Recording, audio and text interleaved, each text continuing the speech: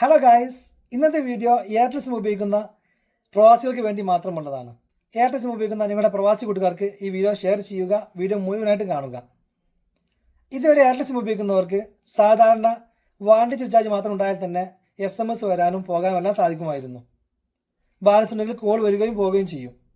എന്നാൽ മെയ് 15 മുതൽ Airtel SIM ഉപയോഗിക്കുന്നവർക്ക് SMS വരുന്നതിനും പോകുന്നതിനും അതുപോലെ കോൾ വരുന്നതിനും പോകുന്നതിനെല്ലാം തന്നെ വാണിജ്യ റീചാർജിന് പുറമെ റോമിംഗ് റീചാർജും കൂടെ ആവശ്യമായി വരുന്നുണ്ട്. റോമിംഗ് റീചാർജ് ആരംഭിക്കുന്നത് 98 രൂപ മുതലാണ്. 199 രൂപയുടെ വാണിജ്യ റീചാർജിന് പുറമെ 98 രൂപയുടെ റോമിംഗ് റീചാർജ് കൂടി ചെയ്താൽ മാത്രമായിരിക്കും ഇനി മുതൽ SMS വരികയും പോവുകയും അതുപോലെ തന്നെ ബാലൻസ് ഉണ്ടെങ്കിൽ കോൾ വരികയും പോവുകയും ചെയ്യുകയുള്ളൂ. എയർടെൽ സിം ഉപയോഗിക്കുന്ന പലർക്കും ഈ കാര്യം അറിഞ്ഞിട്ടില്ലെന്ന് മനസ്സിലാവുന്നുണ്ട്.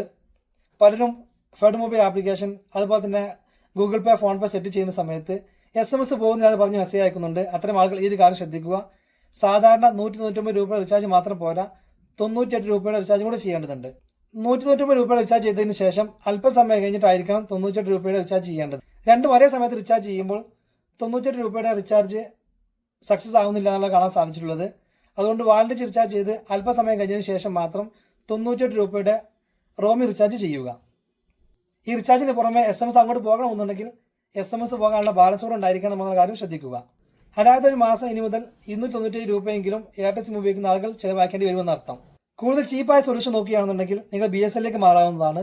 ഒരു 167 രൂപയ്ക്ക് 90 ഡേയ്സ് വാലിഡിറ്റിയിൽ SMS വരികയും പോകുകയും എല്ലാം ചെയ്യുന്നതാണ്.